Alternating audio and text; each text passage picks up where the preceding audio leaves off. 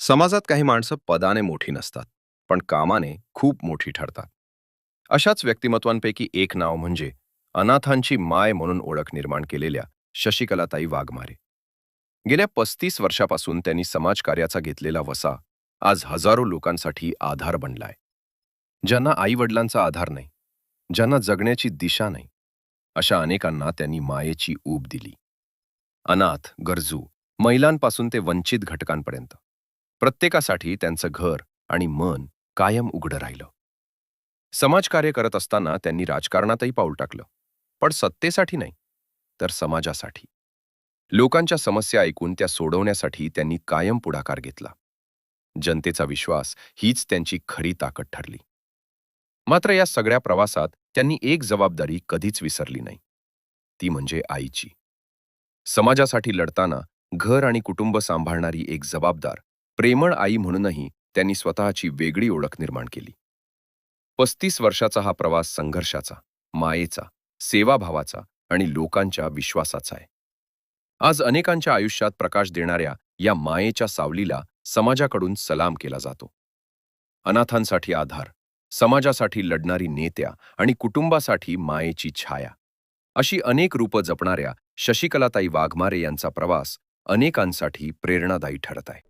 मी वयाच्या 22 वर्षापासून समाजकार्यामध्ये घुसले. म्हणजे काम चालू केलं मी. माझे नेते नामदेव ढसाळ, पॅन्थर यांच्याबरोबर मी पुणे शहर म्हणून अध्यक्ष पहिल्यांदा काम केलं. अनुभव तर कसं, शिकताना सुद्धा पक्षामध्ये अनुभव चांगलेच आलेले आहेत आतापर्यंत, आणि काही वाईट पण अनुभव आलेले आहेत. पॅन्थरमध्ये काम करताना मी ज्यावेळेस रामटिकडी भागामध्ये जी महानगरपालिकेची शाळा होती, त्या शाळेच्या समोर मटका चालू होता, आणि त्यावेळेस मी ते निवेदन कमिशन ऑफिसला दिल्यावर त्याच्यानंतर सुद्धा माझ्यावर खंडणीचे गुन्हे दाखल झाले. आणि तो संघर्ष फार मला मोठा होता की त्यावेळेस मी एकटीच होती, आणि पक्षाचे तर्फे काही कार्यकर्ते सुद्धा, काही कार्यकर्त्यांनी सहकार्य केलं, काही कार्यकर्त्यांनी केलं नाही. पण त्यावेळेस खरंच माझ्या पाठीशी विवेकभाई, ॲडव्होकेट विवेकभाई चव्हाण हे माझ्या पाठीशी उभा राहिले, आणि त्यांनी मला खूप सहकार्य केलं. पोलीस स्टेशनमध्ये येणं, किंवा मला 2 दिवसाची PC भेटल्यानंतर मी बाहेर आल्यानंतर माझा सत्कार करणं, ढोली बाजा लावून. म्हणजे एक कार्यकर्तीला कसं जगवायचं हे मी विवेकभाई चव्हाणकडून शिकलेली आहे. की तिला ऊर्जा कशी द्यायची, की तिच्यावर गुन्हे दाखल झाले म्हणून तिला सोडून द्यायचं, पक्षाचं काम करून द्यायचं नाही, असं नाही. पण त्यांनी मला ऊर्जा दिली. आज मी आतापर्यंत ह्या पदावर आहे. आठवलेवर साहेबांबरोबर मी 20-22 वर्ष झाले साहेबांबरोबर आहे. पहिल्यांदा मला साहेबांनी महाराष्ट्राची उपाध्यक्ष म्हणून पद दिलं होतं. त्याच्यानंतर मी कमीत कमी 10 वर्षे त्या पदावर मी काम केलं. त्याच्यानंतर ते माझे RPIचे सगळे कार्यकर्ते पुणे शहरातले, पण त्यांनी साहेबांकडे असंच सगळेजण गेलो होतो. तर पुणे शहरावर लतिका ताई साठे म्हणून होत्या, त्या एक्सपायर झाल्या होत्या, आणि वर्षभर की त्या पदावर कोणीच नव्हतं. तर मी स्वतःच साहेबांना म्हणलं की मी त्या पदावर उत्सुक आहे आणि मला ते पद पाहिजे. काही कार्यकर्त्यांना सांगून वगैरे पुण्यातल्या साहेबांनी मला ते पुणे शहर पद मी 7 वर्ष पुण्यामध्ये केलं. त्याच्यानंतर मी आता म्हणलं स्टॉप घ्यावं. मला माझं पुणे शहर पद म्हणजे पेलवत पण नव्हतं, मला खूप स्ट्रॉंग होतं. पळायला लागायचं, शाखेमध्ये शाखा खोलायला लागायच्या, महिलांना पद द्यायला लागायचे, सतत धावपळीचा हे होता. तर मी सहखुशीने ते पद सोडलं. त्याच्यानंतर मला महाराष्ट्राची सहसचिव म्हणून पद मला डिक्लेअर केलं. डिक्लेअर केल्या असताना एक 3 महिने पण नाही गेले की आठवले साहेबांचा मला परत फोन आला, आणि साहेबांनी सांगितलं की ताई तुम्ही पश्चिम महाराष्ट्रावर या. मी साहेबांना सांगितलं, साहेब माझं वृद्ध आश्रम आहे, मला पश्चिम महाराष्ट्र फिरता यायचं नाही, काय यायचं नाही. साहेब म्हणले जेवढं काम करायचं तेवढं काम करा, पण तुम्ही पश्चिम महाराष्ट्राचं पद घ्या. मग मी ते पद घेतलं. आज जर का मी एवढं म्हणजे दलित पॅन्थर पासून कवाडे गट मध्ये पण काम केलं आणि नंतर आठवले साहेबांबरोबर.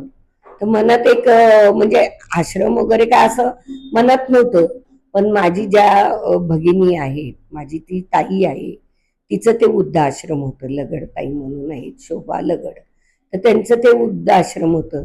पण ताई माझ्या मागे लागल्या, ताई वृद्धाश्रम तुम्ही सांभाळा, तुम्ही बघा, हे करा. तर मला कसं समाज कार्याची फार सेवा होती. इकडं पळ, कुठे बलात्कार झाला तिथे जाऊन भेट दे, कुठे महागाईविरुद्ध आंदोलन करणं, रस्त्यावर उतरणं, गॅस वाढला, महिलांचे ज्या पदार्थ म्हणजे घरातल्या ज्या वस्तू हे झाल्या त्याच्यावर मोर्चे काढ, असे आंदोलन करायची मला फार आवड होती. पण आता आश्रम कसं चालू, मी ताईंना सांगितलं की माझ्याच्याने होणार नाही. परत त्यांचा मला फोन आला, ताई तुम्ही या, तुम्ही आश्रम तर बघा. ज्यावेळेस मी गेले त्या आश्रमला तर बघितल्यानंतर मला एक एक आपुलकी मनातच हे वाटली की मी हे आश्रम कसं चालवणार. ते आश्रम खूप म्हणजे साधं होतं, तिथे दगड वगैरे होते, खूप म्हणजे झाडं वगैरे होते. ताईंनी पण त्या मानाने कंपाऊंड वगैरे केलं होतं. पण बाकीचं फार खर्च होता तिथं. आणि कसा पेलल मला, कसं मी करल. परत समाजात मध्ये पण मला काम करायचंय. तर मी थोडा विचार केला की बाबा ज्या 4 आजींचे मी बघितलं, त्या आजी शेजारच्या राम मंदिर मधनं सकाळी जेवण आणायच्या पॅकिंग. त्या दिवसभर त्याच पॅकिंग खात असत. तर मला एक वाईट वाटलं की आपण दुपारी केलेली भाजी ती संध्याकाळी खाऊ शकत नाही. त्याच्यातून मला फार म्हणजे मनाला लागली ही गोष्ट. मग मी तो विचार केला, नाही बाबा की ताईंचा आश्रम फार मोठं करायचं आणि काहीतरी करून दाखवायचं.